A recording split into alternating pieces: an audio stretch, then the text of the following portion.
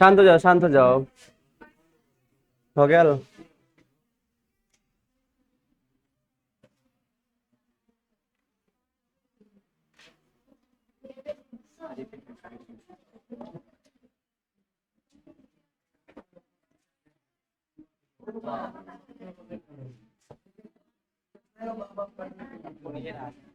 हाँ, चलो थोड़ा सा बैक जाकर के स्पीड में पीछे वाला रिवीजन भी करवा देते हैं, जैसे किसी का छूट गया होगा तो अपना मेकअप कर लेगा। ठीक है, देखो टॉपिक बतलाए हुए थे कि इसमें टोटल 7 टॉपिक पढ़ना है, जिसमें पहला मेल रिप्रोडक्टिव सिस्टम, दूसरा है फीमेल रिप्रोडक्टिव सिस्टम, तीसरा है gametogenesis, menstrual cycle, fertilization and implantation, pregnancy and embryonic development, और सबसे लास्ट में पार्चुरेशन एंड लैक्टेशन। ठीक है, तो जो सबसे पहला टॉपिक स्टार्ट किए हुए थे उसमें पढ़ाए हुए थे mail reproductive system. Mail reproductive system में सबसे पहले बतलाए हुए थे कि सेक्स ऑर्गन क्या होता है, जो जिसका रिप्रोडक्शन में एक रोल होता है, जिसका सेक्सुअल इंटरकोर्स में रोल होता है, उसको बोलते हैं सेक्स ऑर्गन। ठीक है, मैंने बतलाया हुआ था कि ये 2 प्रकार का होता है, एक होता है प्राइमरी सेक्स ऑर्गन और दूसरा होता है secondary sex organ. Primary sex organ जिसका डायरेक्ट रोल होता है गैमीटोजेनेसिस में, यानी कि स्पर्म के निर्माण में, उसको बोलते हैं प्राइमरी सेक्स ऑर्गन। बट जिसका इनडायरेक्टली रोल होता है उसको बोलते हैं क्या, सेकेंडरी सेक्स ऑर्गन। ठीक है, उसके बाद जब मेल रिप्रोडक्टिव सिस्टम पे आए हुए थे तो मैंने यहां पे बतलाया हुआ था कि सबसे आउटर में जो दिखता है वेस्ट के पास, कमर के पास, दैट इज पेल्विक रीजन। ठीक है, जो रीजन होता है उसको बोलते हैं पेल्विक रीजन। जैसे हमारा चेस्ट जो है, इस चेस्ट के पास का इस रीजन को बोलते हैं थोरैक्स रीजन या फिर थोरेसिक रीजन। सेम यहाँ पे कमर के पास वाला जो रीजन होता है दैट इज पेल्विक रीजन। तो ये है मेल के पेल्विस का डायग्राम, जिसमें मैंने बताया कि इस टाइप से मेल रिप्रोडक्टिव सिस्टम होता है। अब उसको ओपन वहां कर दिए, उसको खोल वहां पे दिए, तो यहां पे भी समझ लो और वहां पे भी समझ लो। देखो ये है टेस्टिस, यानी कि मेल के अंदर का प्राइमरी सेक्स ऑर्गन। ठीक है, और याद करो मैंने बतलाया हुआ था कि इसी टेस्टिस में क्या होता है, स्पर्म का फॉर्मेशन पॉसिबल है, यानी कि इसी टेस्टिस में स्पर्म का निर्माण होता है। अब ये जो टेस्टिस है ये होता है इस स्क्रोटम में, एक पाउच के जैसा जो स्ट्रक्चर होता है दैट इज स्क्रोटम। तो वो जो टेस्टिस है वो इस स्क्रोटम में प्रेजेंट होता है। टेस्टिस इस स्क्रोटम में क्यों प्रेजेंट होता है, क्योंकि स्क्रोटम में एक सेल होता है जिसका नाम है डार्टो सेल, जो क्या करता है कि हमारे बॉडी का जो नॉर्मल टेम्परेचर है 37 डिग्री सेल्सियस, चूंकि 37 डिग्री सेल्सियस पे स्पर्म का फॉर्मेशन पॉसिबल नहीं है, यानी कि 37 डिग्री सेल्सियस पे स्पर्म नहीं बन सकता है। उस स्पर्म के फॉर्मेशन के लिए हमारे नॉर्मल बॉडी टेम्परेचर से 2 से 3 डिग्री सेल्सियस टेम्परेचर कम होना चाहिए। तो स्क्रोटम के अंदर जो डार्टो सेल होता है वो क्या करता है कि स्क्रोटम के अंदर का टेम्परेचर को 2 से 3 डिग्री कम कर देता है, इसीलिए जो टेस्टिस है इस स्क्रोटम में प्रेजेंट होता है। तो देखो यहां पे ये रहा टेस्टिस। अब टेस्टिस में स्पर्म बन गया, अब वो आएगा कहां पे, वॉस डिफरेंस में। देख रहे हो ये वाला वॉस डिफरेंस। याद करो जब मैंने टेस्टिस का डायग्राम बनाया हुआ था, जब मैंने टेस्टिस का डायग्राम यहां पे बनाया हुआ था तो उस टाइम मैंने, एक मिनट,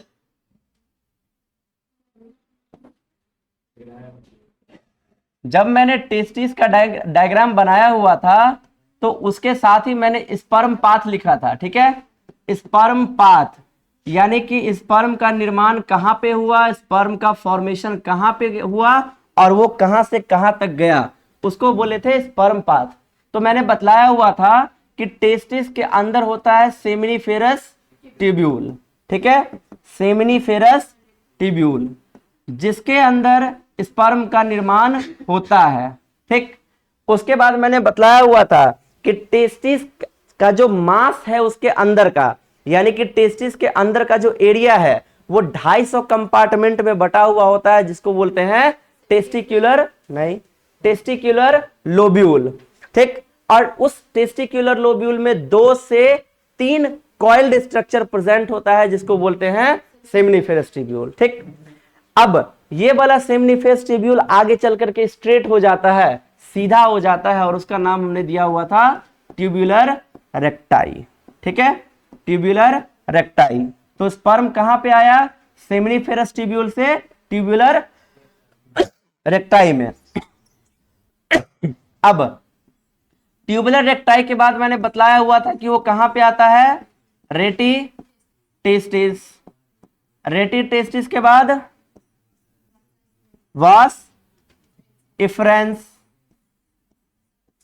उसके बाद एपिडिडाइमिस, एपिडिडाइमिस, उसके बाद वास डिफरेंस, और उसके बाद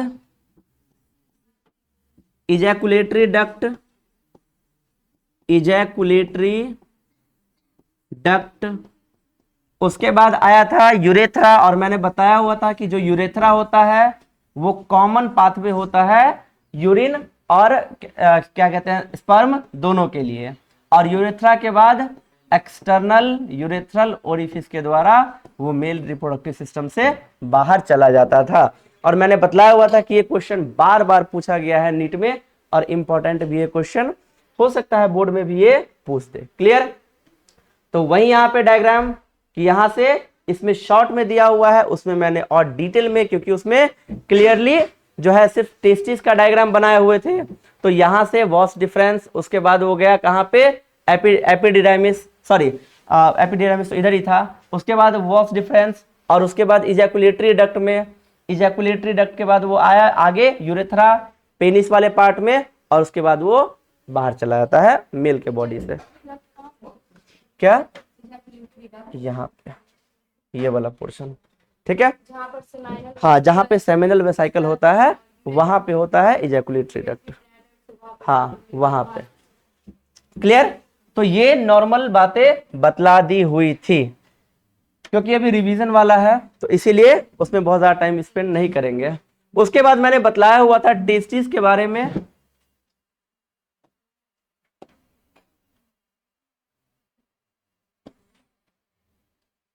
उसके बाद बतलाए हुए थे टेस्टिस के बारे में कि these are one pair oval structure, ये एक पेयर ओवल अंडे के जैसा स्ट्रक्चर होता है, जिसकी यदि लेंथ की बात करें तो 4 से 5 सेंटीमीटर, और यदि विड्थ यानी कि चौड़ाई की बात करें तो 2 से 3 सेंटीमीटर होता है। कहां पे प्रेजेंट होता है, स्क्रोटम में, और स्क्रोटम कहां होता है, outside the abdominal cavity. These are connected with scrotal wall, जो टेस्टिस होता है वो स्क्रोटल वॉल से गुबर्निकुलम के द्वारा कनेक्टेड होता है, and attached with abdominal cavity, और एब्डोमिनल कैविटी से स्पर्मेटिक कॉर्ड के द्वारा वो अटैच्ड होता है। वहां पे उस दिन भी बतलाए हुए थे। और स्पर्मेटिक कॉर्ड जो होता है वो एक स्पेशल टाइप के मसल से बना हुआ होता है, दैट इज क्रीमेस्टल मसल, और साथ ही साथ उसके आसपास जो कनेक्टिव टिश्यू होते हैं उन सब से। क्लियर।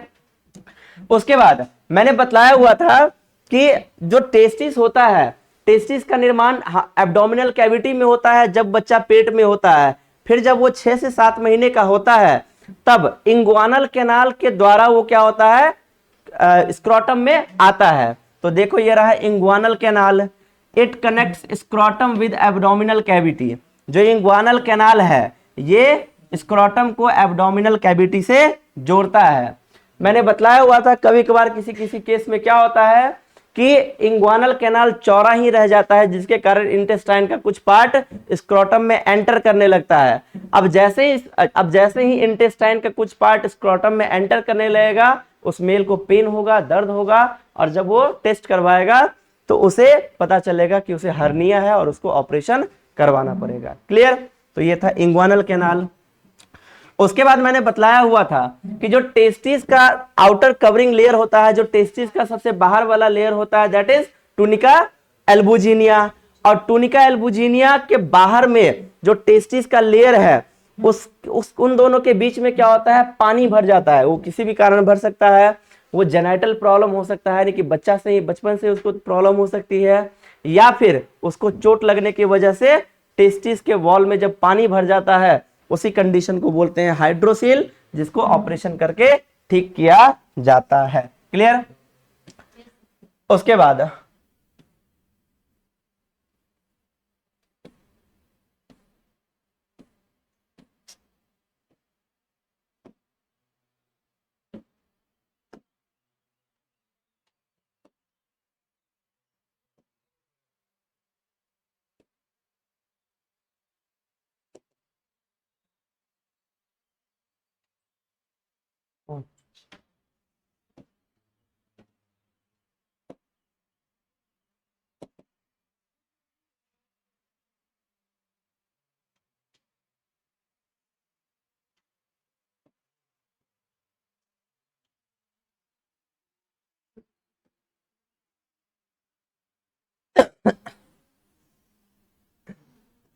उसके बाद उसके अगले क्लास में बतलाए पढ़ाए हुए थे डेवलपमेंट ऑफ टेस्टिस। बार बार ये अभी भी बतलाया हूं, कम से कम ये 10 बार ये टॉपिक तो आराम से बतला ही दिया कि these testis are develop in abdominal cavity. जो टेस्टिस है वो डेवलप बनता कहां पे है? एब्डोमिनल कैविटी में। कब? एम्ब्रियोनिक स्टेज, या फिर बोल दो जनरल लैंग्वेज में कि प्रेगनेंसी वाले स्टेज में वो बनता है। But after 6 to 7 month of embryonic stage या फिर प्रेगनेंसी, यानी कि जब बच्चा 6 से 7 महीने का हो जाता है, यानी कि जब प्रेगनेंसी 6 से 7 महीने की हो जाती है, उसके बाद जो टेस्टिस है वो स्क्रोटम में आ जाता है। बिकॉज क्योंकि स्क्रोटम में एक डार्टोज सेल प्रेजेंट होता है जो कि स्क्रोटम के टेम्परेचर को 2 से 3 डिग्री सेल्सियस कम कर देता है, जो कि स्पर्म के फॉर्मेशन के लिए एक फेवरेबल टेम्परेचर है। तो यही था डेवलपमेंट ऑफ टेस्टिस। ठीक है, उस फिर से अच्छा लिखना है, समझा देते हैं फिर लिख लेना।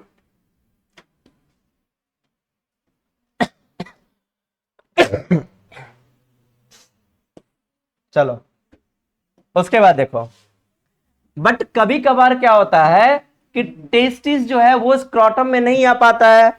अब जाहिर सी बात है कि टेस्टिस यदि स्क्रोटम में नहीं आ पाएगा तो उसके कारण क्या होगा कि वो अपना प्रॉपर काम नहीं करेगा, स्पर्म का फॉर्मेशन नहीं करवाएगा।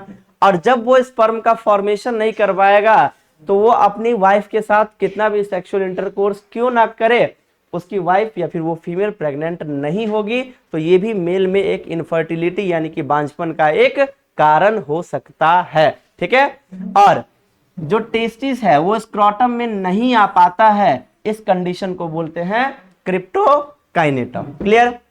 बट कुछ एनिमल्स ऐसे होते हैं जिनमें इस टेस्टिस को स्क्रोटम में आने की जरूरत ही नहीं पड़ती है। तो देखो, इन सम एनिमल्स, कुछ एनिमल्स में testis remain in abdominal cavity. Testis जो है throughout life, the whole life, अपनी पूरी जिंदगी में कभी भी जो है वो स्क्रोटम में आता ही नहीं है, यानी कि वो कहां पे रहता है? एब्डोमिनल कैविटी में। यानी कि कुछ एनिमल में क्या होता है कि जो टेस्टिस है वो स्क्रोटम में नहीं आता है और हमेशा पूरी जिंदगी एब्डोमिनल कैविटी में ही रहता है।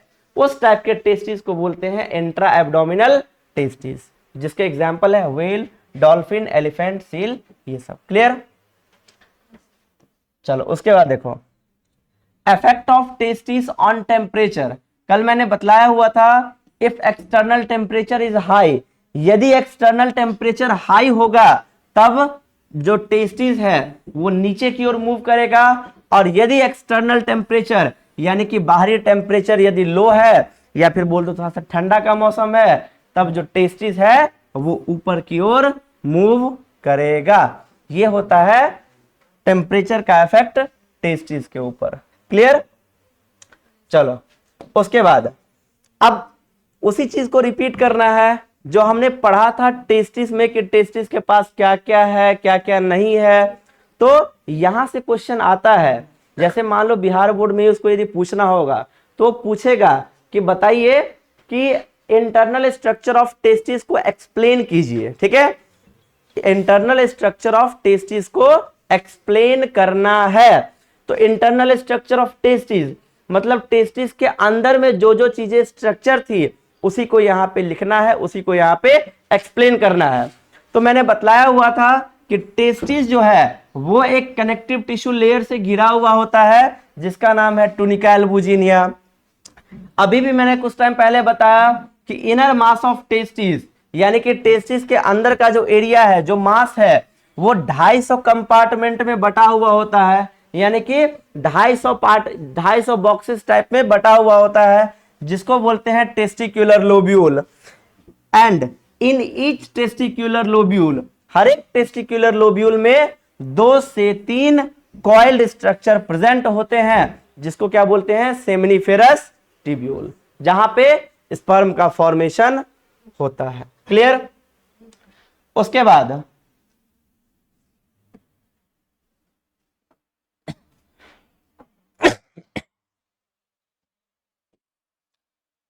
आए थे सेमिनिफेरस ट्यूब्यूल में, तो मैंने डायग्राम के साथ उस दिन समझाया भी था, एक्सप्लेन भी किया था कि जो सेमिनिफेरस ट्यूब्यूल होता है उसके पास 3 प्रकार के सेल पाए जाते हैं।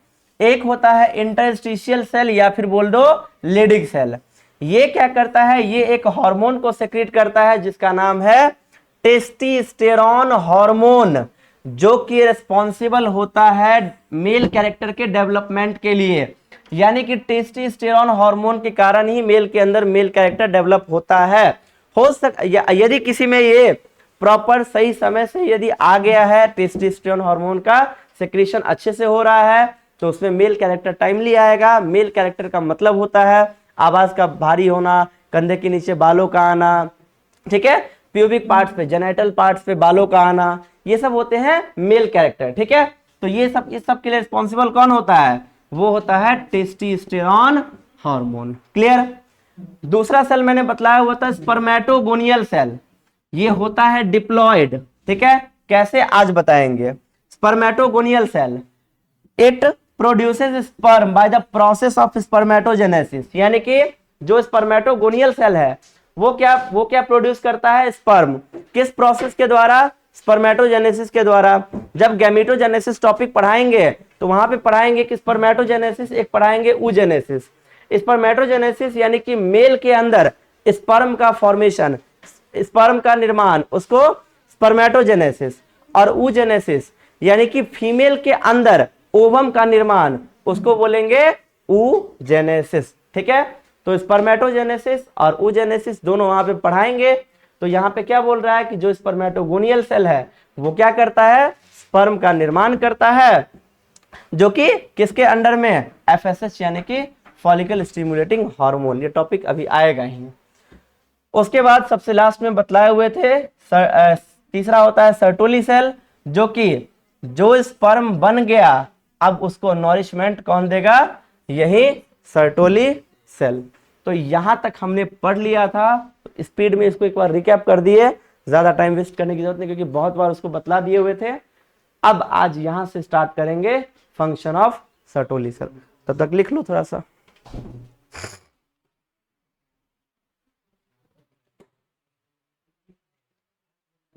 लग रहा पंखा को पैरालिसिस मार दिया है।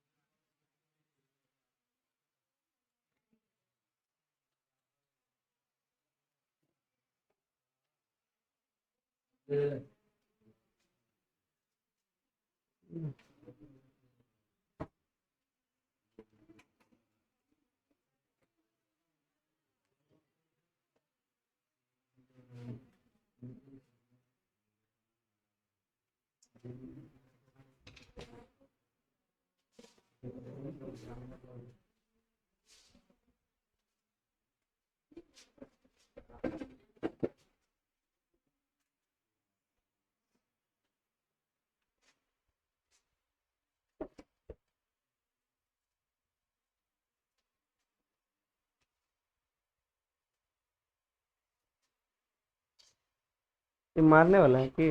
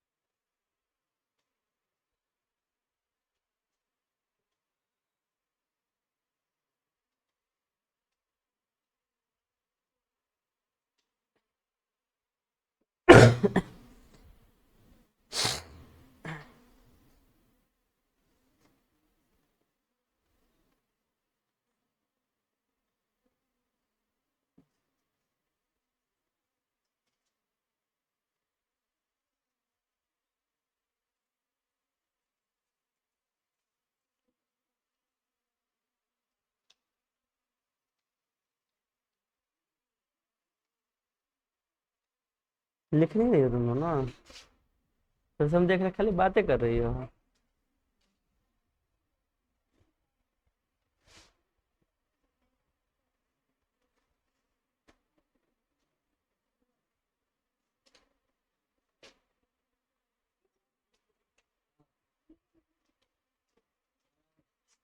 बहुत जल्दी आ गए।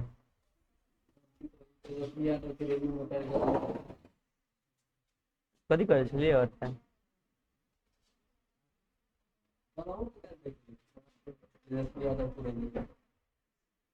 हमरे से तो भेंट करे आयल छलिया, नहीं पता चला है क्या?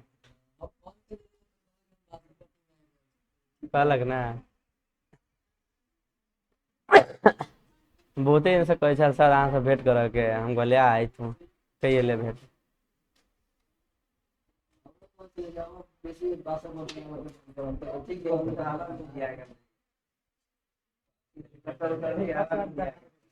वो बेचारा फूके से दिया थे, हवा तो बहुते तेज भ गेलै।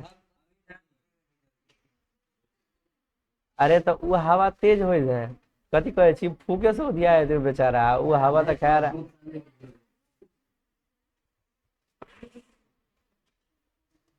हो गया।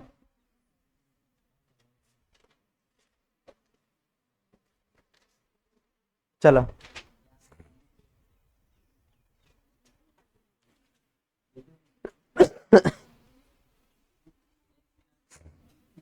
देखो,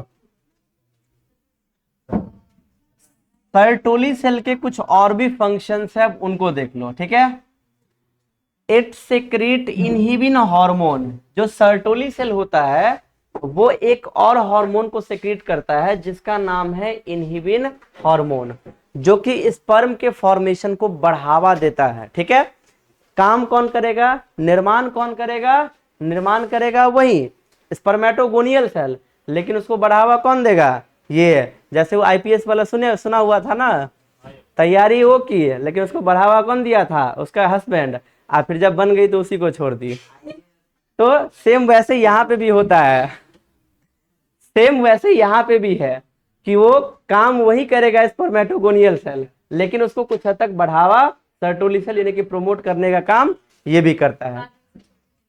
क्या बाद में से छोड़ के चली। अब देखो, it secrete androgen binding protein. ये एक प्रोटीन भी सेक्रेट करता है जिसका नाम है एबीपी, एंड्रोजन बाइंडिंग प्रोटीन, जो कि एंड्रोजन को बाइंड करके रखता है, क्योंकि अल्टीमेटली एंड्रोजन में टेस्टोस्टेरोन का ही सेक्रेशन होना है। तो यदि ये एबीपी एंड्रोजन बाइंडिंग प्रोटीन को बाइंड करके पकड़ के नहीं रखेगा तो वहां पे टेस्टोस्टेरोन हार्मोन का जो सेक्रेशन है वो प्रॉपर सही ढंग से नहीं हो पाएगा। जब वो सही ढंग से नहीं हो पाएगा तो उसमें मेल कैरेक्टर डेवलप नहीं होगा। तो ये भी उसका एक फंक्शन है सर्टोली सेल का। अब देखो, इसका एक बड़ा इंपॉर्टेंट एक और फंक्शन है सर्टोली सेल का। ये क्या करता है, it secrete anti Mullerian factor, ठीक है। जो ये सर्टोली सेल है ये एक एंटी मुलेरियन फैक्टर को रिलीज करता है, ठीक है। Sorry, it secrete anti Mullerian factor, यानी कि एंटी मुलेरियन फैक्टर को रिलीज करता है। तो मुलेरियन फैक्टर क्या होता है, मुलेरियन फैक्टर को समझने के लिए मुलेरियन डक्ट समझ लो। देखो, मुलेरियन डक्ट एक डक्ट होता है जो कि फीमेल के अंदर वेजाइना, फैलोपियन ट्यूब, सर्विक्स इस सब का फॉर्मेशन करता है। यानी कि इनडायरेक्ट फॉर्म में, सॉरी, यदि एकदम बिल्कुल डायरेक्ट फॉर्म में यदि ये बोले तो क्या बोलेंगे कि most of the female reproductive system का जो फॉर्मेशन है वो मुलेरियन डक्ट करता है। और सर्टोली सेल क्या करता है, वो रिलीज करता है एंटी मुलेरियन फैक्टर। एंटी मतलब उल्टा, यानी कि मुलेरियन डक्ट को जो बनने से रोकेगा वो ये रिलीज करता है। क्यों रिलीज करता है, क्योंकि सर्टोली सेल यदि एंटी मुलेरियन फैक्टर रिलीज नहीं करेगा तो उसके कारण क्या होगा, मेल में मुलेरियन डक्ट बन जाएगा, और जब मेल के अंदर मुलेरियन डक्ट बन जाएगा तो मेल के अंदर मेल रिप्रोडक्टिव सिस्टम के जगह पे फीमेल रिप्रोडक्टिव सिस्टम आ जाएगा। इसीलिए Sertoli cell anti Mullerian factor release करता है जो कि मेल के अंदर मुलेरियन डक्ट के फॉर्मेशन को रोकता है। क्लियर? चलो वही पार्ट, वही चीज यहां पे भी लिखे हैं, देख लो इसको।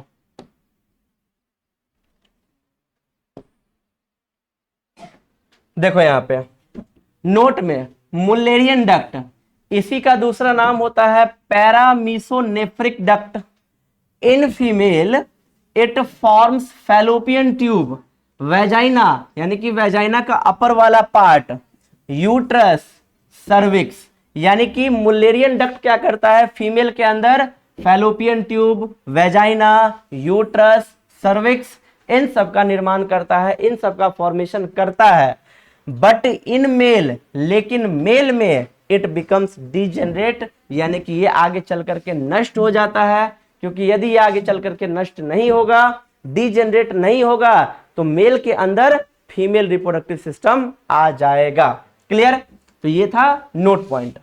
अब चलो, अब हम कहां पे थे, सेमनीफेरस ट्यूब्यूल। अभी हम देख रहे हैं इंटरनल स्ट्रक्चर ऑफ टेस्टिस, जिसमें हमने देखा सेमनीफेरस ट्यूब्यूल, जिसमें मैंने बताया कि 3 प्रकार के सेल होते हैं। स्पर्मेटोगोनियल सेल स्पर्म बनाएगा, सर्टोली सेल उसको नॉरिश करेगा, और इंटरस्टिशियल सेल या फिर लेडिक सेल टेस्टोस्टेरोन हार्मोन को सेक्रेट करेगा, जो कि रिस्पॉन्सिबल होता है डेवलपमेंट ऑफ मेल कैरेक्टर के लिए। क्लियर? अब coiled structure of seminiferous tubule, जो सेमनीफेरस ट्यूब्यूल का कॉइल्ड स्ट्रक्चर है, इट बिकम्स स्ट्रेट। अभी अभी मैंने बतलाया है कुछ टाइम पहले कि जो सेमनीफेरस कॉइल्ड स्ट्रक्चर होता है वो आगे चल करके स्ट्रेट हो जाता है, जिसको क्या कहते हैं, ट्यूबुलर रेक्टाई। जो आगे चल करके कहां पे खुलता है, ये आगे चल करके खुलता है रेटी टेस्टिस में। क्लियर? उसके बाद फ्रॉम रेटी टेस्टिस, अब रेटी टेस्टिस से कुछ वॉस इफ्रेंस अराइज होते हैं, यानी कि निकलते हैं। तो ये कितने, अप्रॉक्स 10 से 12 वॉस इफ्रेंस निकलते हैं, और निकल करके आगे चल करके कंबाइन हो जाते हैं और कन्वर्ट हो जाते हैं एपिडिडाइमिस में।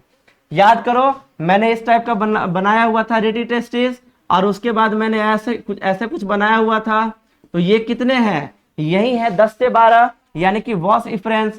यही 10 से 12 वॉस इफ्रेंस जो है वो आगे चल करके किस चीज में कन्वर्ट हो जाता है, एपिडिडाइमिस में। तो वही लाइन यहां पे कह रहा है। मिटा दे, क्या लिखना है, लिखो जल्दी। क्या पीछे का नहीं लिखियो सो, यही तो है।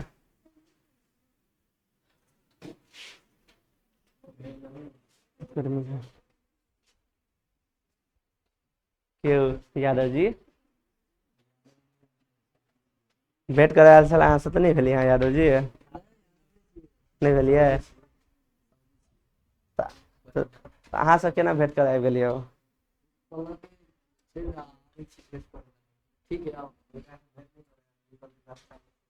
हाँ, लेकिन बेचारा के नाश्तो नहीं मिल रहा था। कथी?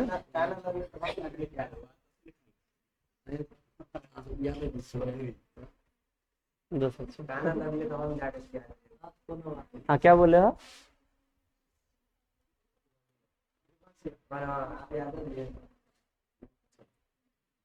तो वो कहाँ हमारे से पूछो यार।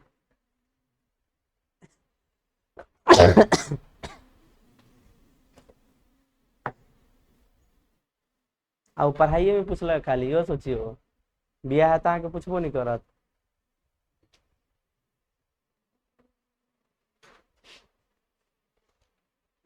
सोफत बुआ तू के छे?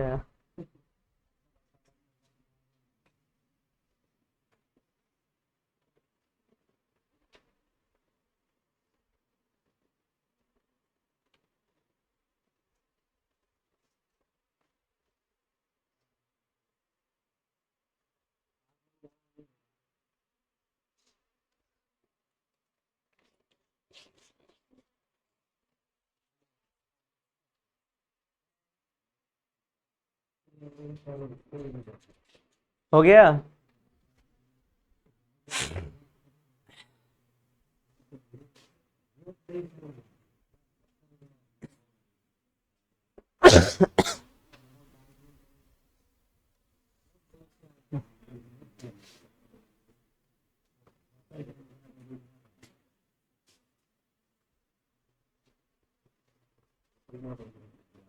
मगर टेस्ट वेस्ट होता है कि नहीं? हाँ, अभी तक हुआ है टेस्ट? अभी तक एक ही हुआ है। किसका किसका ज्यादा नंबर आया है? अरे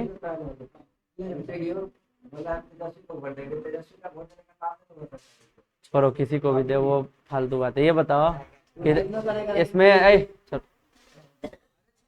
नेता बनना है तुमको तब? इस समय ये बताओ, इस समय लड़का में पढ़ने में कौन तेज है?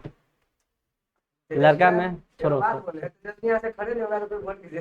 लड़का में पढ़ने में तेज कौन है इसमें बताओ? वो है एक वो। और गर्ल्स में पढ़ने में कौन कौन तेज है बताओ तो? अच्छा वो, और इधर तो तुम उसका इशारा कर रही हो? वो नहीं है तेज पढ़ने में?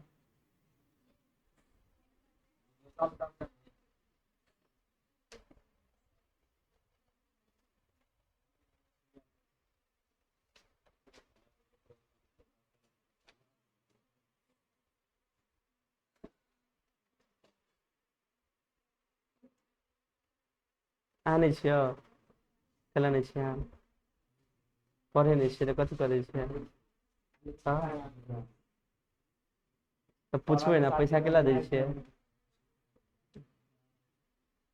पैसा दै छियै तऽ पढ़बै ना।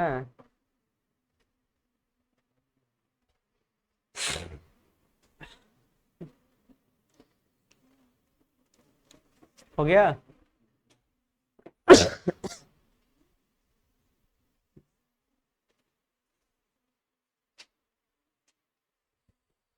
पंखा सबके लेकिन सही में लकवा मार दिया लग रहा है। इस सुबह में क्लास है तो इतना गर्मी लग रहा है, हमको लगा दोपहर में क्लास होता तो। तुम्हारा अच्छा नहीं रहता है? वो तो मैथ वाला है, तो मैथ से हो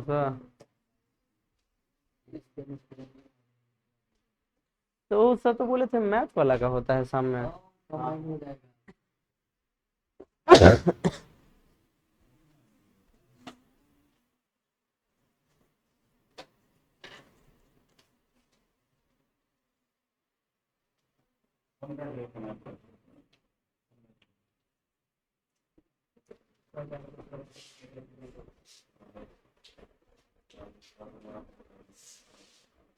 खाली बोलो ही, लिखो मत। चोर चोर मौसेरा भाई होता है, ये बात याद रखो। हाँ।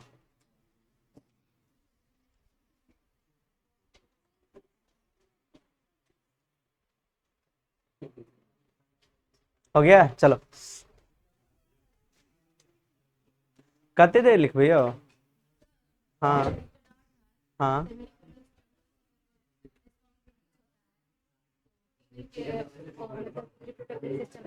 हाँ।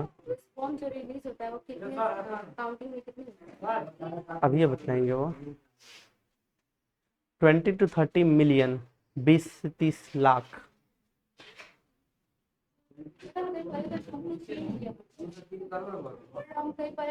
क्या? नहीं नहीं नहीं, 2 to 3 मिलियन है। अभी स्पर्म काउंट आज ही पढ़ाएंगे, देखो ना। हो गया।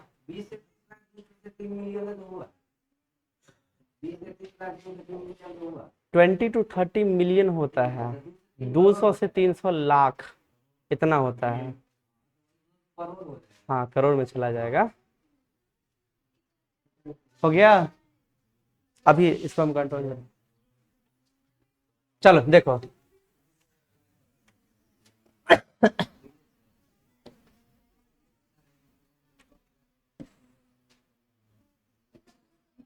देखो एपिडिडाइमिस के भी 3 पार्ट होते हैं, कल मैंने बतलाया हुआ था। एक तो हेड वाला पार्ट, बीच वाला, मिडिल वाला पार्ट और लास्ट वाला टेल वाला पार्ट। जो हेड वाला पार्ट होता है इसको बोलते हैं कैपुट एपिडिडाइमिस, मिडिल वाले को कॉर्पस एपिडिडाइमिस और टेल वाले को कॉर्डा एपिडिडाइमिस, ये याद रखना, ठीक है। उसके बाद इस वाले लाइन को अंडरलाइन कर लेना, क्योंकि ये बिहार बोर्ड में बार बार ये पूछा गया है और मे भी ये ऑब्जेक्टिव में अगले बार भी पूछ सकता है, BSEB, ठीक है। देखो इसमें बोल क्या रहा है कि फंक्शन ऑफ एपिडिडाइमिस, जो स्पर्म जो रिलीज हुआ कहां से, सेमिनिफेरस ट्यूब्यूल से। तो जब स्पर्म सेमिनिफेरस ट्यूब्यूल से रिलीज हुआ तो वो थोड़ी देर के लिए रुकता है कहां पे, एपिडिडाइमिस में। जैसे होता है ना, कोई चलते चलते दूर चला तो थक गया तो बीच में कहीं जाकर के रुक जाता है, थोड़ा देर रेस्ट करता है। सेम वैसे ही जो स्पर्म है जब ये सेमिनिफेरस ट्यूब्यूल से निकलता है और आगे बढ़ता है, उसके बाद ये एपिडिडाइमिस में थोड़ी देर के लिए यहाँ पे वेट करता है, यानी कि वहां पे रुकता है, रेस्ट करता है, और उसी में एपिडिडाइमिस में ही इसका मैच्योरेशन होता है, यानी कि ये प्रॉपर मैच्योर जो है ये अब होता है, ठीक है। तो बिहार बोर्ड ने बार बार क्वेश्चन ये चीज पूछा हुआ है। जब उसका प्रीवियस ईयर क्वेश्चन बनाओगे ह्यूमन रिप्रोडक्शन का तो वहां पे देखोगे कि उसमें क्लियरली लिखा हुआ है, कोई ज्यादा लाइनिंग करके भी नहीं, सिंपल सा एकदम लैंग्वेज में, कि स्पर्म का जो मैच्योरेशन है वो कहां पे होता है, तो वो होता है एपिडिडाइमिस में। इस चीज का याद रखना। उसके बाद सबसे लास्ट यूरेथ्रा, याद करो। जब यूरेथ्रा के बारे में मैंने बतलाया हुआ था तो मैंने बताया था कि यूरेथ्रा एक कॉमन पाथवे है, यूरेथ्रा एक कॉमन डक्ट है जहां से यूरिन भी पास होता है और स्पर्म भी पास होता है, ठीक है। जैसे डाइजेस्टिव सिस्टम में यदि पढ़े हुए होगे क्लास 11th में, तो वहां पे पढ़े हुए होगे फेरिंग्स, तो उसमें पढ़े हुए होगे it is the common pathway for both food and air. Same वैसे ही यूरेथ्रा भी कॉमन पाथवे है यूरिन और स्पर्म दोनों के लिए, यानी कि यूरेथ्रा फिर मेल के पेनिस में आता है और मेल के पेनिस से ही तो यूरिन भी डिस्चार्ज होता है, यानी कि पेशाब भी निकलता है और स्पर्म भी निकलता है। इसीलिए urethra is the common duct for both sperm and urine. Clear? लिख लिया इसको, लिख लो, जल्दी लिखो फटाफट।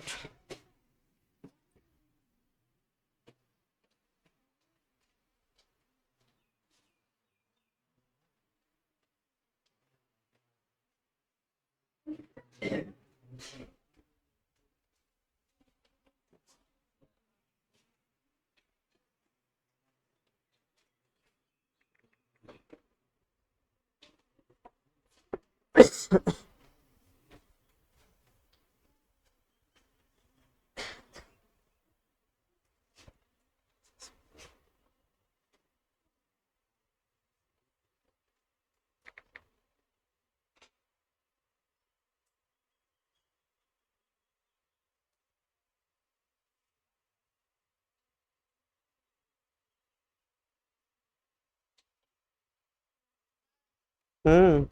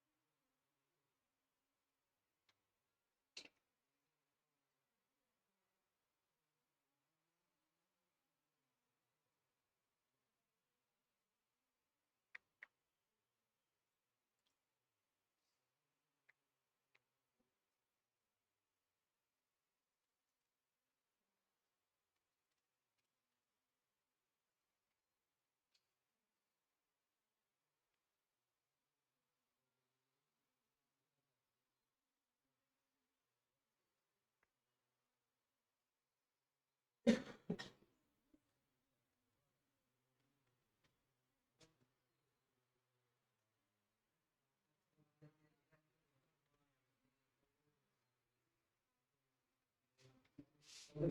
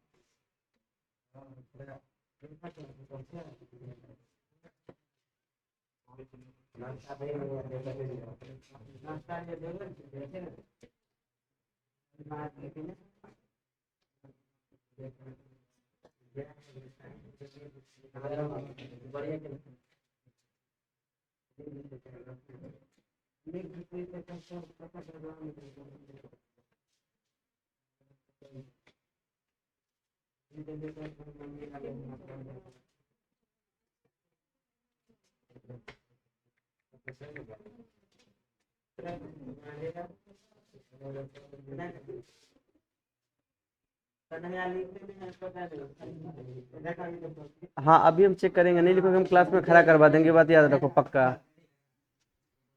हेलो। हाँ खुश रहो, क्या हाल है? बोले हैं काजल का घर देखियो ना बगल में। हाँ उसको ना थोड़ा बोल देना कि आज 9 बजे टेस्ट नहीं है, ठीक है? हाँ तुम्हारे साथ नहीं आती थी वो 11th वाली? घर ही देखियो। अच्छा देखना यदि राजा से बात हो तो, लड़की है ना उसके पास फोन वोन भी नहीं है। 9 बजे। आज संडे है ना, आज सिर्फ टेस्ट ही है मेरे यहाँ। ठीक है तो उसको थोड़ा बोल देना कि आज 9 बजे नहीं, 3 बजे से टेस्ट है, ठीक है? हाँ शाम में। हाँ आना ही है, सब बोल देना। हो गया। चलो।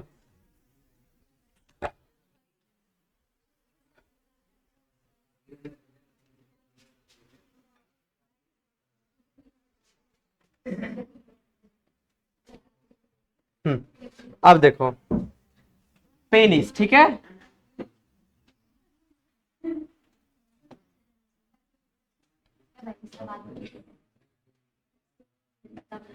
देखो पेनिस ये क्या है? ये एक मेल कॉपुलेटरी ऑर्गन है। मेल कॉपुलेटरी ऑर्गन का मतलब क्या होता है? या यानी कि मेल और फीमेल के सेक्सुअल इंटरकोर्स के दौरान जो फीमेल रिप्रोडक्टिव सिस्टम में जो मेल का पार्ट एंटर करता है, दैट इज पेनिस। यानी कि ये क्या है? Male copulatory organ.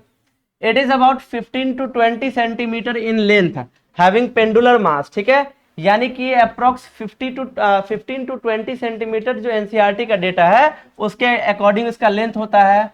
इसका पेंडुलस मास, ठीक है? पेंडुलम का मतलब क्या होता है? जैसे वॉच जो देखते होगे, पेंडुलम वाला बहुत सारा ऐसा होता है कि इधर इधर, ठीक है? सेम वैसे ही ये भी जो होता है, ये तो इधर और कुछ इधर मूव कर सकता है, इसीलिए इसको बोला जाता है कि इसके पास एक पेंडुलर मास होता है। It is small in normal condition. Normal condition में ये स्मॉल होता है, but after sexual arousal, but जब भी दिमाग में सेक्सुअल थिंकिंग आती है या फिर कोई गलत थॉट आता है, उसके कारण मेल के अंदर पैरासिम्पैथेटिक नर्वस सिस्टम एक्टिवेट हो जाता है, इंक्रीज हो जाता है, जिसके कारण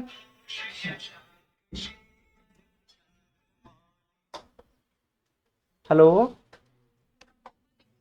हाँ गुड मॉर्निंग। हाँ आया ऑफ क्लास। ठीक ठीक ठीक ठीक ठीक ठीक ठीक। हाँ तो जब भी ये पेनिस का साइज नॉर्मली स्मॉल होता है, ठीक है?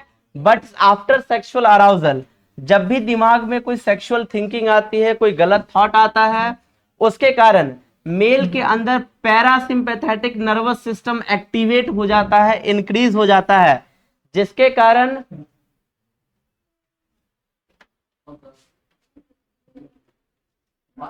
स्टैंड अप खड़े हो। हम देख रहे थे क्या बात कर रहा था उससे। क्या बोले अभी उससे? ये अभी क्या बोले हैं बताओ तो। क्या बोले हैं? क्या बोले हैं तुम? क्या बोले हैं? हाँ तो क्या बोले हैं, एक ही लाइन तुमको बोलना है, ज्यादा भी नहीं बोलना है, एक ही लाइन बोलना है। बोलो, खड़े रहो।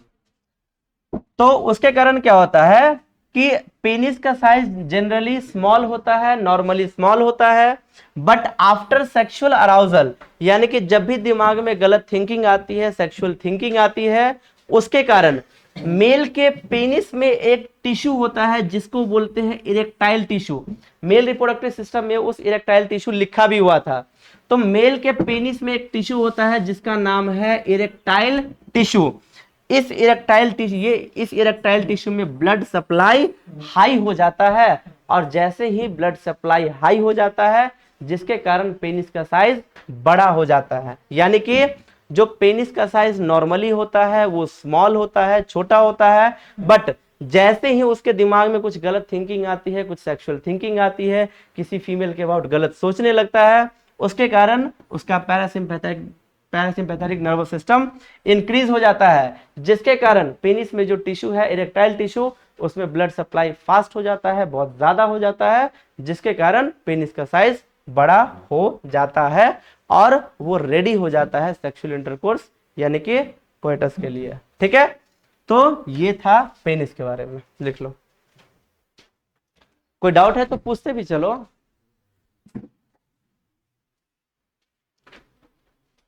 किसी का भी कॉपी चेक कर लेंगे, लिखते रहो।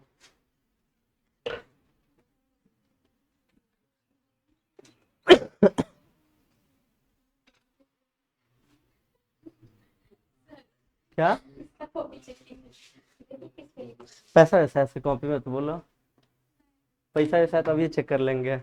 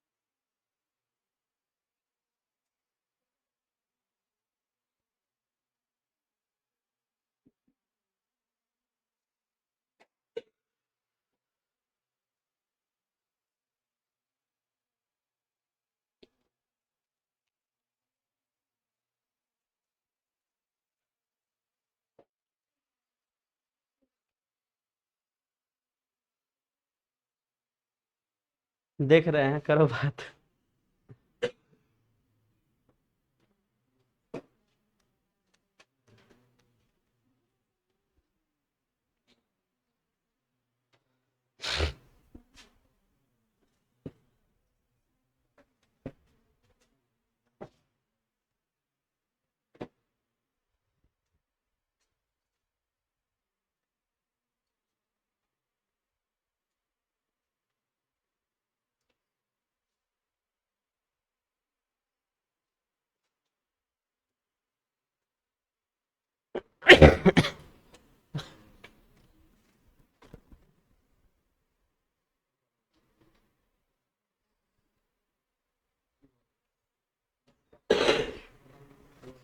क्या हुआ, कौन क्या बोल रहा है?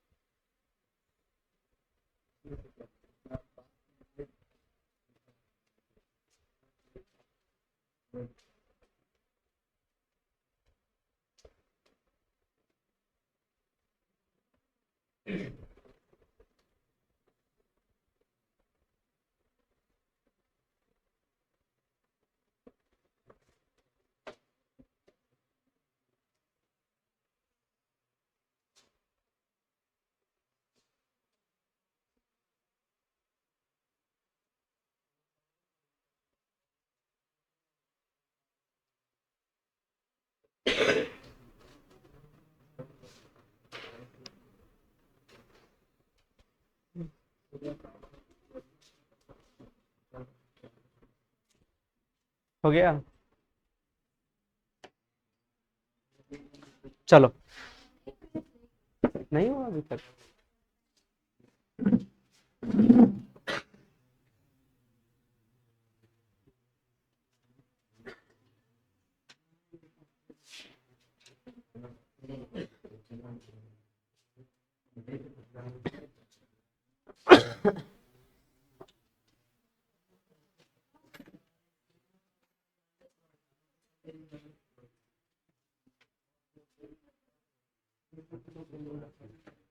हो गया। चलो देखो, अब आते हैं accessory glands of male.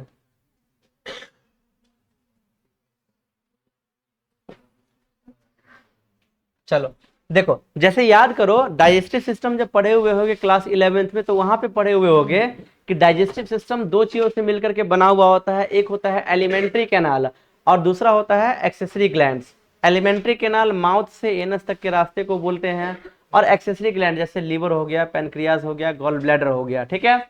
Same वैसे ही जो मेल रिप्रोडक्टिव सिस्टम होता है उसके बारे में तो बतला दिए। अब जो वहां पे एक छोटा सा टॉपिक है, छोटा सा पॉइंट है, that is accessory glands of male. यानी कि मेल में कौन कौन से एक्सेसरी ग्लैंड है, उनका काम क्या है, वो सेक्सुअल रिप्रोडक्शन में कैसे अपना रोल प्ले करता है, उसके बारे में जानना है। तो मेल एक्सेसरी ग्लैंड्स की यदि बात करेंगे रिप्रोडक्टिव सिस्टम में, तो टोटल 3 होते हैं। एक होता है सेमिनल वेसाइकल, दूसरा होता है प्रोस्टेट ग्लैंड, और तीसरा होता है काउपर्स ग्लैंड या फिर बल्बो यूरेथ्रल ग्लैंड, ठीक है। यदि हम पहले की बात करेंगे सेमिनल वेसाइकल की, ठीक है, एकदम शॉर्ट में पहले समझाया, तो देखो नाम से ही स्पष्ट है, सेमिनल वेसाइकल क्या करता है, वो बनाता है सेमिनल फ्लूइड, ठीक है। सेमिनल वेसाइकल बनाता है, सेमिनल वेसाइकल बनाता है सेमिनल फ्लूइड। यदि इसमें कम से कम एक कुछ इंपॉर्टेंट एक एक पॉइंट करके भी याद रखोगे, वो भी काफी हो जाएगा। जैसे कि सेमिनल वेसाइकल बनाता है सेमिनल फ्लूइड। यदि प्रोस्टेट ग्लैंड की बात करेंगे, तो सीमेन का कलर जो होता है उजला, वो इसी के कारण होता है, प्रोस्टेट ग्लैंड के कारण। साथ ही साथ उसमें जो कुछ गंध आती है, ओडार, वो भी इसी के कारण, प्रोस्टेट ग्लैंड के कारण। और जो वीर्य होता है, जो सीमेन होता है, उसमें थोड़ी सी चिपचिपाहट जो होती है, वो होता है काउपर्स ग्लैंड या फिर बल्बो यूरेथ्रल ग्लैंड के कारण, ठीक है। एकदम सिंपल में यदि बोले तो इतना बोलना था। अब आते हैं लाइन पे। Seminal vesicle, these are paired tubular coiled gland, यानी कि ये कैसा है, पेयर्ड है। देखो नीट के एग्जाम में बतला देते हैं, जैसे वहां पे था, एक था स्पर्म पाथवे था, और वहां पे जैसे जैसे जो हम बतला रहे थे, जैसे कि एक था कि स्पर्म का मैच्योरेशन कहाँ पे होता है, एपिडिडाइमिस में। वैसे ही कुछ क्वेश्चंस हैं जो कि ऑब्जेक्टिव में, चाहे वो नीट हो, बोर्ड हो, कहीं से पूछ सकता है। और ये भी क्वेश्चन ये बार बार पूछता है, ठीक है। और वो क्या कि सेमिनल वेसाइकल पेयर्ड होता है या फिर अनपेयर्ड होता है। तो याद रखना, पेयर्ड यानी कि सेमिनल वेसाइकल जो है, ये एक जोड़ी मौजूद होता है मेल के अंदर, ठीक है। अब देखो, situated behind the urinary bladder, जो कि कहां सिचुएटेड है, यूरिनरी ब्लैडर के बिहाइंड, यानी कि पीछे। यूरिनरी ब्लैडर मींस थैला, ठीक है, थक्का, और यूरिनरी मतलब यूरिन। जो पॉलीथीन मान लो, या फिर मान लो कि कोई ऐसा चीज जिसमें यूरिन स्टोर होता है, दैट इज यूरिनरी ब्लैडर। तो सेमिनल वेसाइकल एक जोड़ी मेल में प्रेजेंट होता है, जो कि यूरिनरी ब्लैडर के पीछे में प्रेजेंट होता है। इट सेक्रीट सेमिनल फ्लूइड, ये क्या करता है, सेमिनल फ्लूइड सेक्रीट करता है, which makes the main part of ejaculation. Ejaculation का मतलब अभी बतलाएंगे कि जब मेल के पेनिस से फीमेल के रिप्रोडक्टिव सिस्टम में सीमेन या फिर वीर्य एंटर करे, या फिर वो फीमेल रिप्रोडक्टिव सिस्टम में जाए चाहे बाहर, यानी कि जो सीमेन मेल के रिप्रोडक्टिव सिस्टम से, मेल के पेनिस से जो निकलता है, उसमें वो जो सीमेन जो होता है, याद करो मैंने बतलाया हुआ था, सीमेन दो चीजों से मिलकर के बना हुआ होता है। एक होता है स्पर्म, ठीक है, एक होता है स्पर्म, और दूसरा होता है सेमिनल फ्लूइड, ठीक है। तो इसमें सेमिनल फ्लूइड कितना होता है, सेमिनल फ्लूइड होता है 70%, और बाकी का स्पर्म होता है 30%। बट इसी 30% स्पर्म में, यही जो 30% ओनली स्पर्म है, इसी में 200 to 300 मिलियन स्पर्म होते हैं। 1 मिलियन का मतलब 10 लाख, यानी कि 2000 से 3000 लाख स्पर्म सिर्फ इतने में प्रेजेंट होते हैं। ये चीज याद रखना। क्लियर? अभी स्पर्म काउंट बताएंगे, वहां पे वो भी कंसेप्ट क्लियर हो जाएगा। तो सेमिनल वेसाइकल क्या सेक्रेट करता है? सेमिनल फ्लूइड, जो कि सीमेन का 70% पार्ट बनाता है। ठीक है, अब उसके बाद seminal fluid contain fructose, inositol and prostaglandin. जो सेमिनल फ्लूइड होता है उसमें कुछ चीजें पाई जाती है, जैसे कि फ्रक्टोज हो गया, इनोसिटोल हो गया, प्रोस्टाग्लैंडिन। ये मन करे तो याद रखना, यदि नहीं मन करे तो याद रखना, कोई खास इंपॉर्टेंट नहीं है, लेकिन एक जो उसमें होता है फैक्ट वो मैंने बतला दिया। सेमिनल फ्लूइड का नेचर कैसा होता है? ये होता है एल्केलाइन। तो एक हो गया seminal fluid, sorry seminal vesicle. दूसरा prostate gland, it is unpaired. अब देखो याद रखना, सेमिनल वेसाइकल पेयर्ड होता है और ये प्रोस्टेट ग्लैंड अनपेयर्ड, यानी कि मेल में सिर्फ और सिर्फ एक जोड़ी नहीं, ओनली एंड ओनली एक ही प्रेजेंट होता है।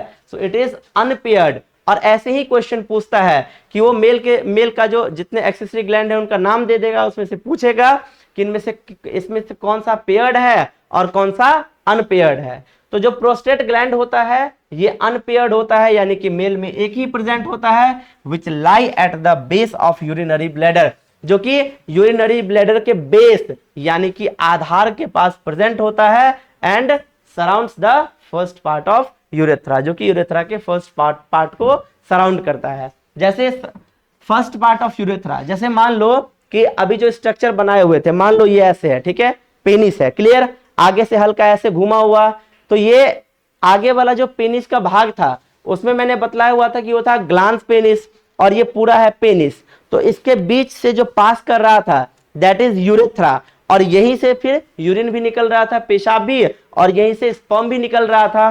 तो ये जो यूरेथ्रा है उसके 3 पार्ट होते हैं, ठीक है, स्टार्टिंग वाला, मिड वाला और लास्ट वाला। तो वही बोल रहा है कि जो प्रोस्टेट ग्लैंड है ये इसके स्टार्टिंग वाले यानी कि ऊपर वाले, यानी कि नॉर्मल लैंग्वेज समझाने के लिए बोलूं तो जो पेनिस का बेस होता है, पेनिस का जो बेस होता है उसके आसपास में वो ग्लैंड, प्रोस्टेट ग्लैंड प्रेजेंट होता है।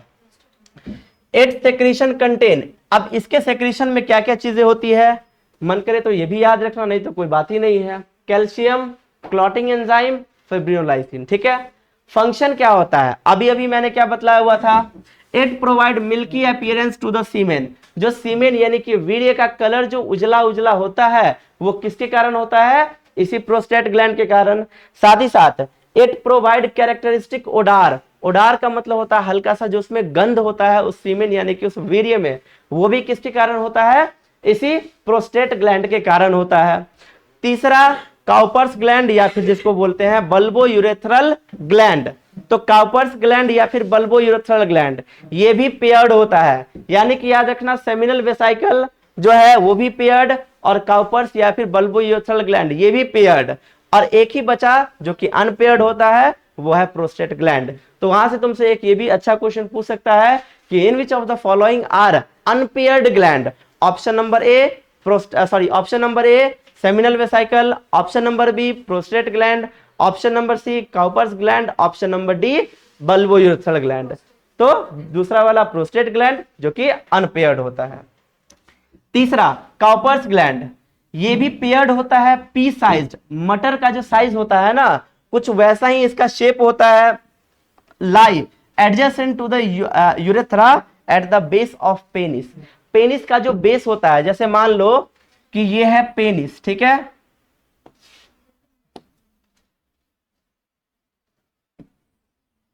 जैसे मान लो ये है पेनिस, ठीक है, और पेनिस यहां पे मान लो बॉडी है।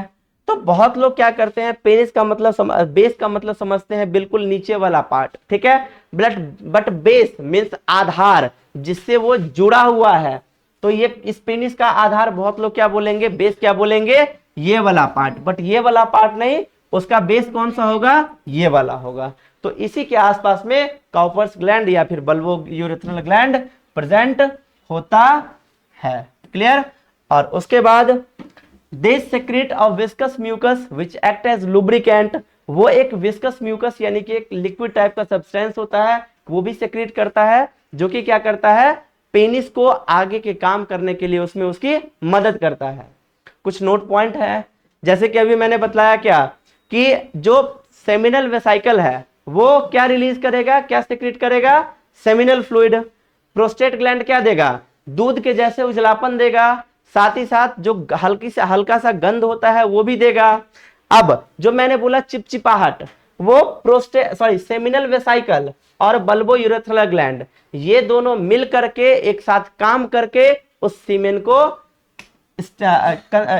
स्टिकी कंसिस्टेंसी देते हैं, यानी कि स्टिकी कंसिस्टेंसी का मतलब होता है चिपचिपाहट उसको प्रदान करते हैं। ठीक है, उसके बाद नॉर्मल पॉइंट है कि सीमेन का पीएच कितना होता है, तो 7.2 से 7.7 के बीच होता है। Volume of semen in an ejaculation, an ejaculation का मतलब क्या हुआ कि जब एक बार मेल के पेनिस से जो स्पर्म निकलता है तो कितना सीमेन कितना निकलता है, तो 2.5 से 5 ml सीमेन रिलीज होता है। कप सिरप का जो छोटा सा डब्बा होता है उस पर लिखा होगा 2.5 ml और 5 ml, तो उतना ही सीमेन जो है मेल के पेनिस से रिलीज होता है। That is all about the male reproductive system. हो गया हमारा मेल रिप्रोडक्टिव सिस्टम कंप्लीट। इसको जहां ये वाला नोट कर लो, और उसके बाद बस स्पर्म काउंट बतला देते हैं क्योंकि स्पर्म काउंट से क्वेश्चन आता है नीट में, और स्पर्म काउंट बतला देंगे, उसके बाद ये खत्म। फिर फीमेल रिप्रोडक्टिव सिस्टम का थोड़ा सा हिंट दे देंगे, उसके बाद देखेंगे क्या करना है।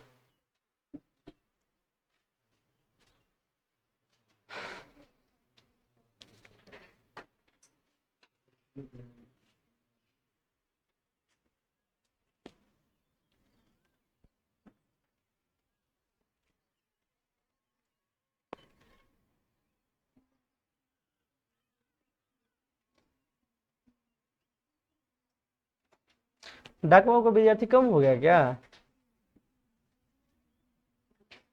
कोई नहीं है डाकवाओं का स्टूडेंट है? अच्छा, सब बहुत कम बच्चा लग रहा है आज।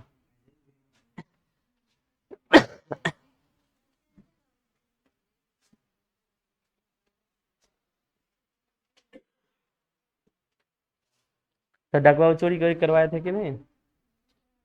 पहले शायद चोरी करवाते थे बोर्ड।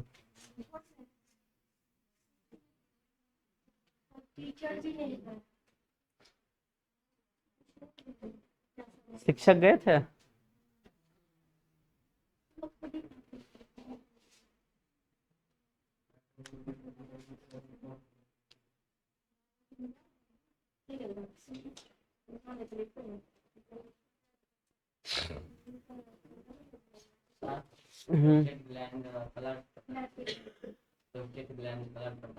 कलर नहीं, वाइट, वाइटनेस। कलर बोलो, कलर का मतलब होता है कि वाइट के अलावा।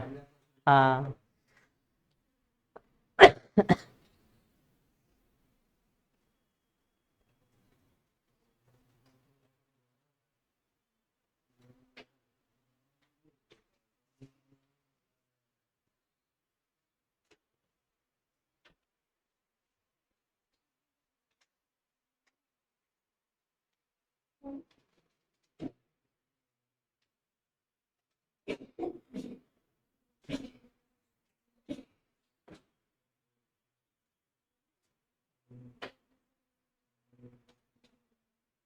जब वो बीरपुर की जो थी वो सोई रहेगी क्या आज? 2-3 ठो लॉरेंस फ्रेंड थी ना बीरपुर की आई। अच्छा, हम नहीं।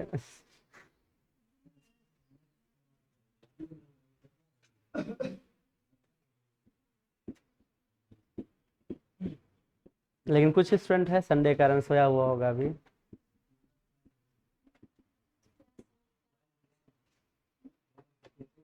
रोज खाओ अंडे।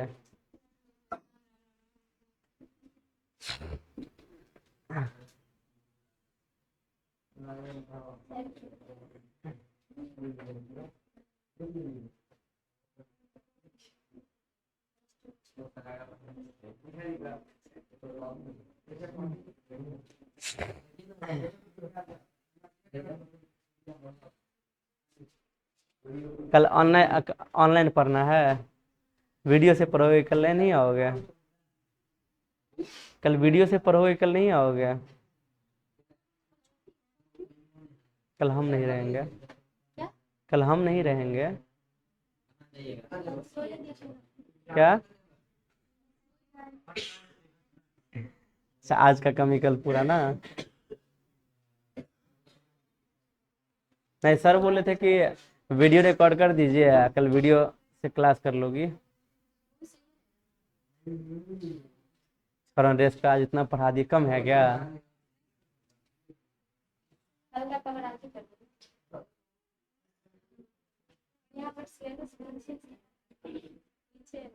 बहुत कम समय में इतना किए हैं आगू।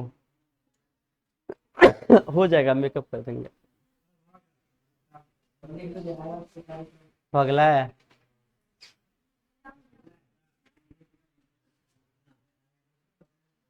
मिटाओ।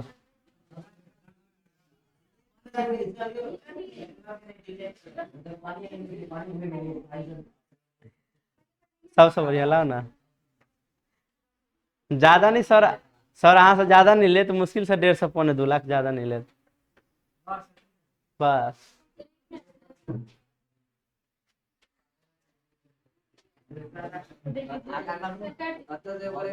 हो गया। अच्छा।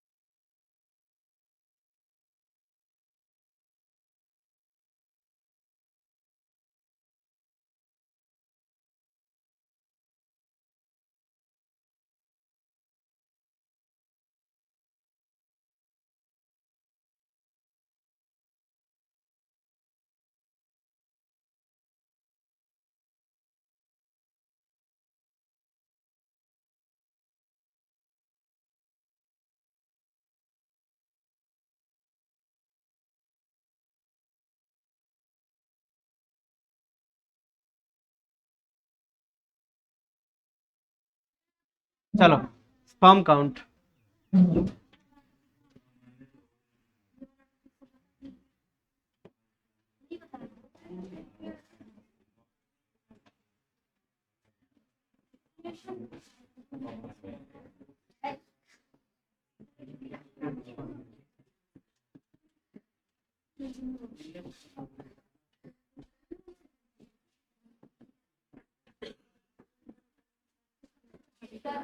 लास्ट स्लाइड का जो लाइन वो वाला नहीं पता।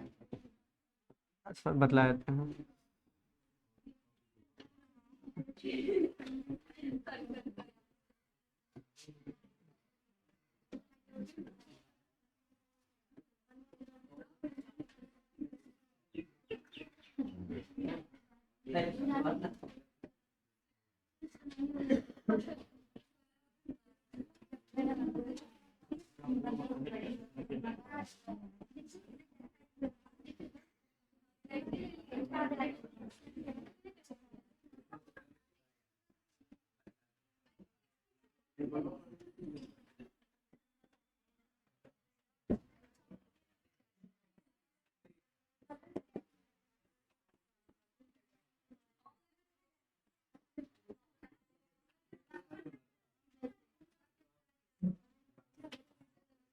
हम्म।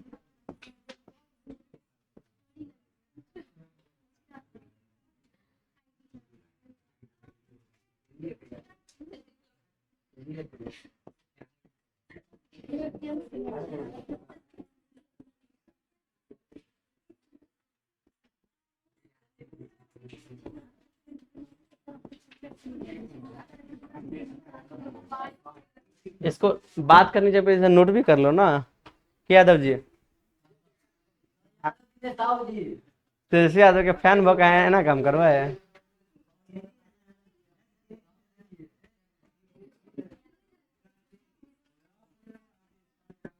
आयो साहू जी भके जाइ छियै नाश्ता के पैकेट मांगे ला।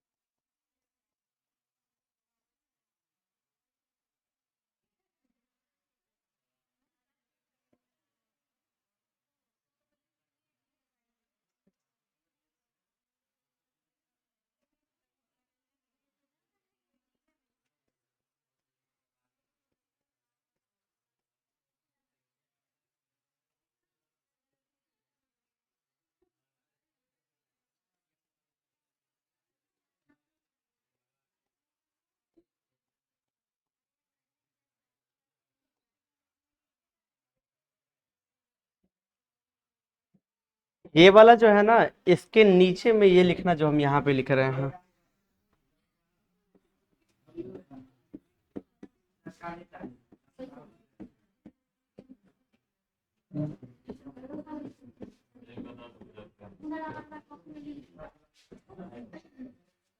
कथी?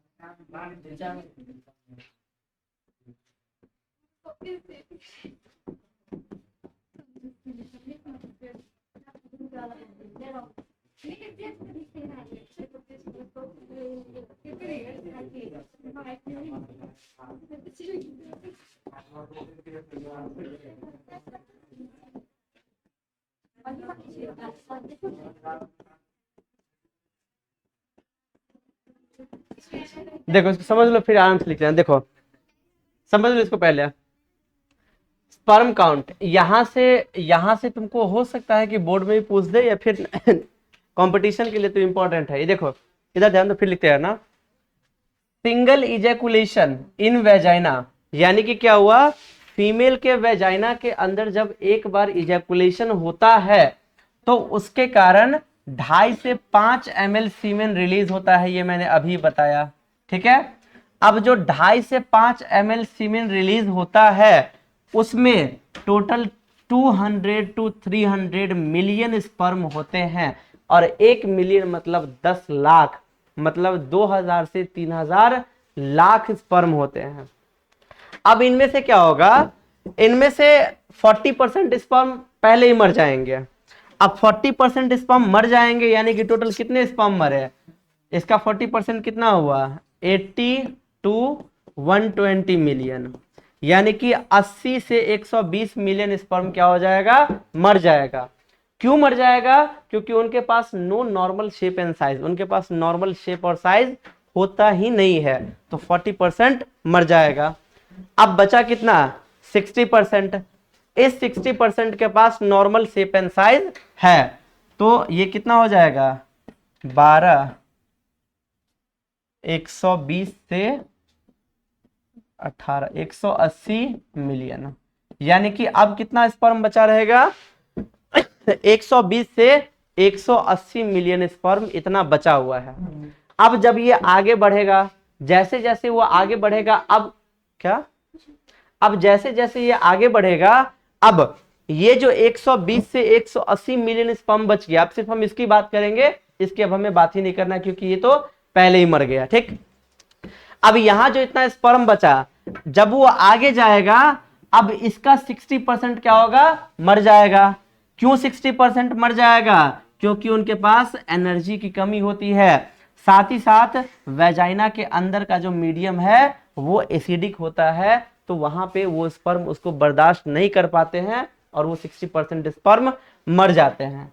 तो 12 छक्का 72, यानी कि 72 टू 108, 72 से 108 मिलियन स्पर्म क्या होंगे, मर जाएंगे। क्यों, अब किसका देखो, अब इसका जो 60% करोगे, इसका नहीं करोगे, अब इसका 60% करोगे,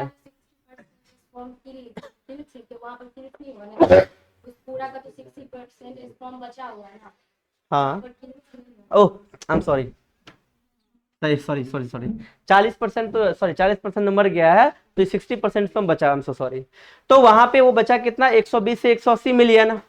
अब क्या हुआ, उनके पास नॉर्मल शेप एंड साइज है, जब वो आगे बढ़े, तो जब वो वेजाइना के अंदर और आगे गए, तो उनके पास उनमें से 60% ऐसे थे जो मर गए। क्यों, क्योंकि उनके पास एक तो नॉर्मल सॉरी एक तो उनके पास एनर्जी नहीं थी, साथ ही साथ वेजाइना के जो अंदर का मीडियम है वो एसिडिक होता है, तो वहां पे जो स्पर्म है उसको बर्दाश्त नहीं कर पाता है, तो 60% मर गए, यानी कि 72 से 108 मिलियन स्पर्म मर गए।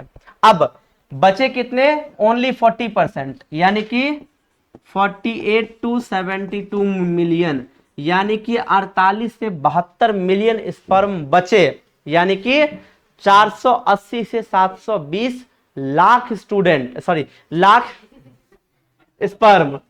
तो यहाँ पे नीट के एग्जाम में क्या होता है, 18 से 20 लाख बच्चा है, इसमें कम से कम मान लो गवर्नमेंट प्राइवेट मिला करके चलो 1 लाख सीट भी होता है, ठीक है इसमें, लेकिन यहाँ पे कितना कंपटीशन है, 480 से 720 लाख, और उसमें से ओनली वन स्पर्म, सिर्फ एक ही स्पर्म होता है जो कि एक ओवम को फर्टिलाइज करता है, इसी को बोलते हैं chances of fertilisation. That is all about the male reproductive system.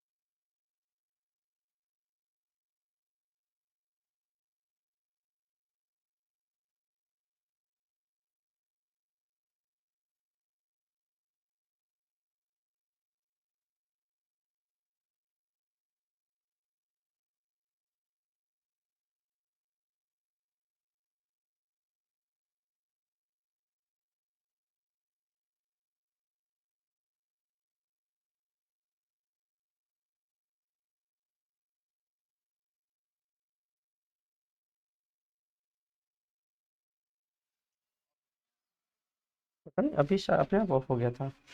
तो जब वो यहाँ पे क्या करेगा, जब वो यहाँ पे सीमेन को छोड़ देगा, अब उसी में से वीर्य कहाँ पे जाएगा, आगे जाएगा।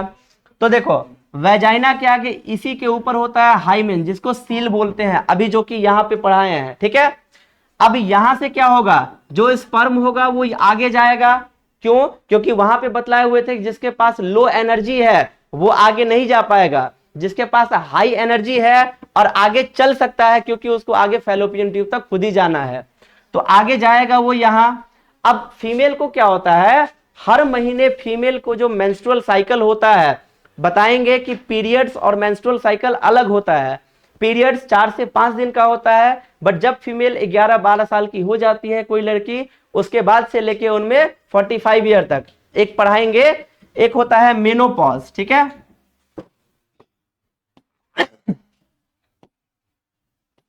अच्छा, एक पढ़ाएंगे, सॉरी,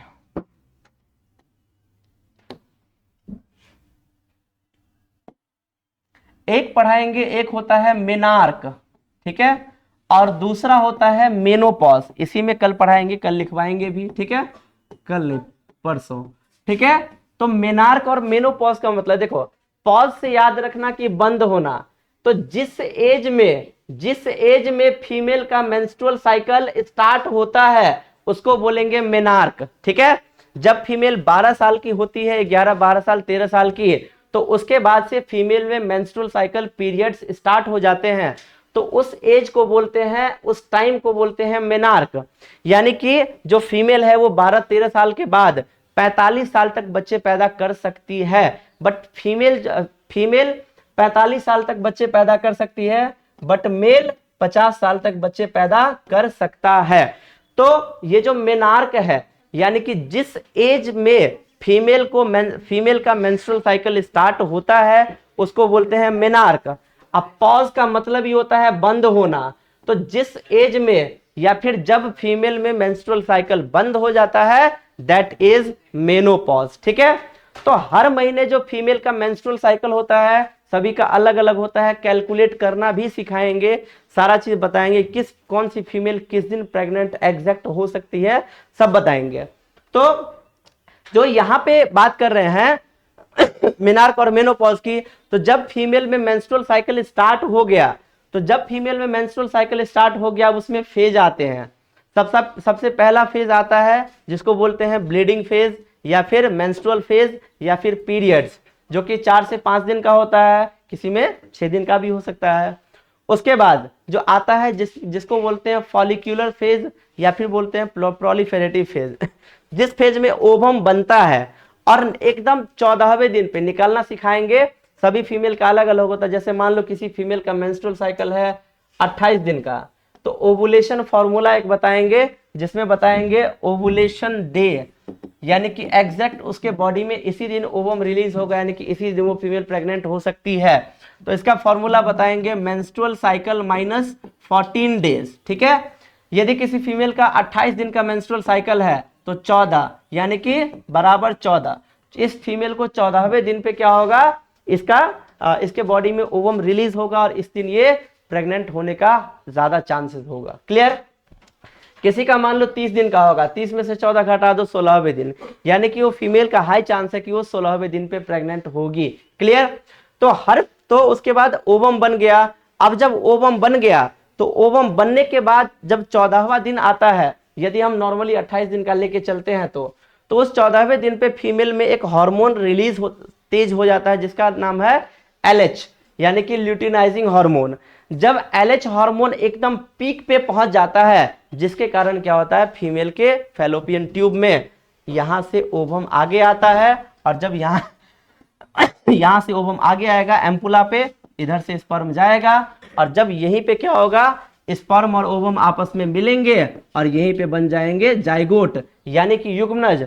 और जब फर्टिलाइजेशन हो जाएगा, इस फर्टिलाइजेशन के 7 दिन के बाद ये क्या होगा, इस यूट्रस की वॉल में, इस यूट्रस की दीवार में आकर के धंस जाएगा, और इसी यूट्रस यानी कि इसी गर्भाशय के अंदर जो बच्चे का डेवलपमेंट होता है वो यहाँ पे होना शुरू हो जाएगा।